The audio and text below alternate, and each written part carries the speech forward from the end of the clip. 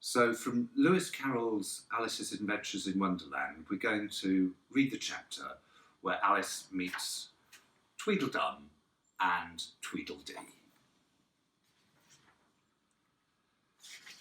Tweedledum and Tweedledee agreed to have a battle, for Tweedledum said Tweedledee had broken his nice new rattle. Just then flew down a monstrous crow, as black as a tar barrel, which frightened both the heroes so they quite forgot their quarrel. I know what you're thinking about, said Tweedledum, but it isn't so, nohow. Contrariwise, continued Tweedledee, if it was so, it might be, and if it were so, it would be, but as it isn't, it ain't. That's logic. I was thinking, Alice asked politely, which is the best way out of this wood? It's getting so dark, would you tell me, please? But the fat little men only looked at each other and grinned. They looked so exactly like a couple of great schoolboys that Alice couldn't help but putting her finger at Tweedledum and saying, "First boy." "No how," Tweedledum cried out briskly, and shut his mouth up again with a snap. "Next boy," said Alice, passing on to Tweedledee, though she felt quite certain he would only shout out contrariwise, and so he did. "You've begun wrong," cried Tweedledum. "The first thing in a visit is to say, 'How do you do?' and shake hands." And here the two brothers gave each a big hug, and they held out the two hands that were free in order to shake hands with Alice. Alice didn't like shaking hands with either of them first, for fearing that it would hurt one or the other's feelings. So, as to the best way out of the difficulty, she took hold of both hands at once, and the next moment they were dancing around in a ring. This seemed quite natural, she remembered afterwards, and she wasn't even surprised to hear music playing. It seemed to come from the tree under which they were dancing, and it was all done, as well as she could make out, by the branches rubbing across each other, like fiddles and fiddling sticks. But it certainly was funny, Alice said afterwards when she was telling her sister the history of all this, to find myself singing "Here we go round the mulberry bush," and I don't know when it began, but somehow I felt as if I'd been singing it for a long time. The other two dancers were fat and soon out of breath. "4 times round is enough for one dance," Tweedledum panted out, and they left off dancing as suddenly as they had begun, and the music stopped at the same moment. Then they let go of Alice's hands and stood looking at her for a minute. There was a rather awkward pause, as Alice didn't know how to begin a conversation she'd just been dancing with. It would never do to say, "How do you do now?" she said to herself. We seem to have gone beyond that point somehow. "I hope you're not much tired," Alice said at last. "Nohow, and thank you very much for asking," said Tweedledum. "So much obliged," said Tweedledee. "You like poetry?" "Yes, pretty well. Some poetry," Alice said doubtfully. "Would you tell me which road leads out of the wood?" "Well, what shall I repeat to her?" said Tweedledum, looking around at Tweedledee with great solemn eyes, and not noticing Alice's question. "The Walrus and the Carpenter is the longest," Tweedledum replied, giving his brother an affectionate hug. Tweedledee began instantly. "The sun was shining—" Here Alice ventured to interrupt him.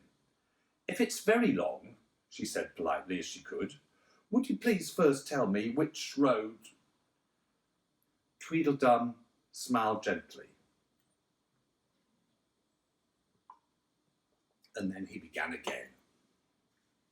The sun was shining on the sea, shining with all its might. He did his very best to make the billows smooth and bright, and this was odd, because it was the middle of the night.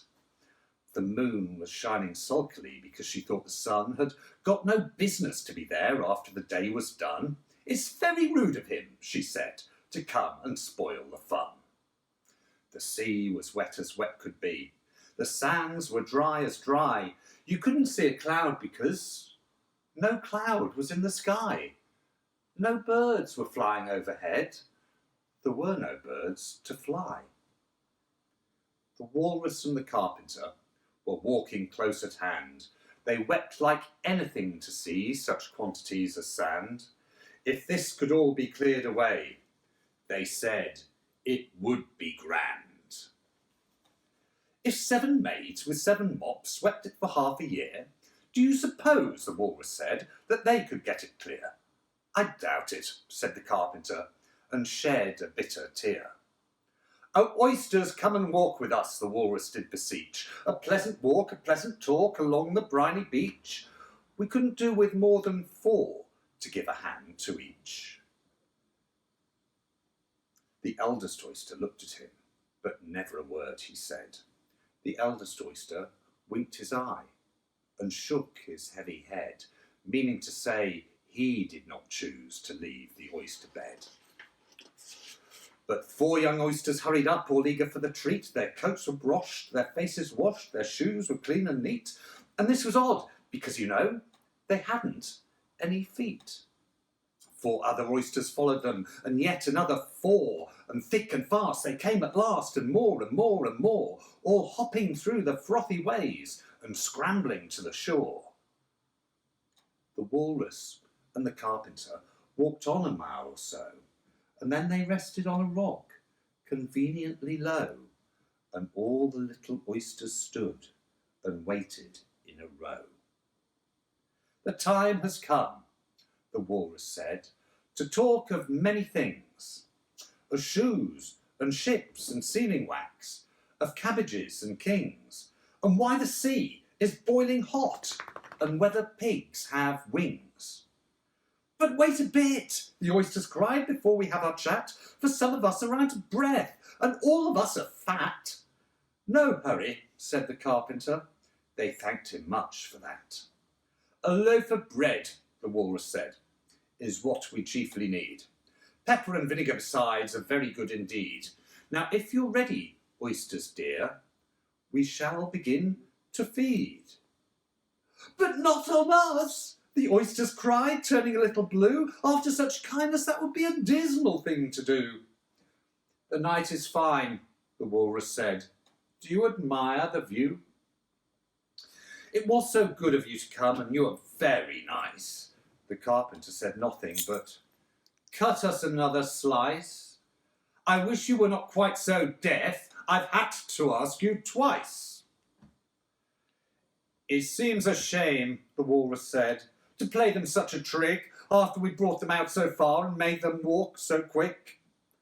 The carpenter said nothing, but the butter's spread too thick. I weep for you, the walrus said. I deeply sympathise. With sobs and tears he sorted out those of the largest size, holding his pocket handkerchief before his streaming eyes. Oh, oysters, said the carpenter, you've had a pleasant run. Shall we be trotting home again? But answer came there none, and this was scarcely odd because they'd eaten every one. I like the walrus best, said Alice, because he was a little sorry for the poor oysters. He ate more than the carpenter, though, said Tweedledee. You see, he held his handkerchief in front, so the carpenter couldn't count how many he took, contrariwise. That was mean, Alice said indignantly. Then I like the carpenter best, if he didn't eat so many as the walrus. But he ate as many he could get, said Tweedledum. That was a puzzler, and after a pause, Alice began, well, they were both very unpleasant characters.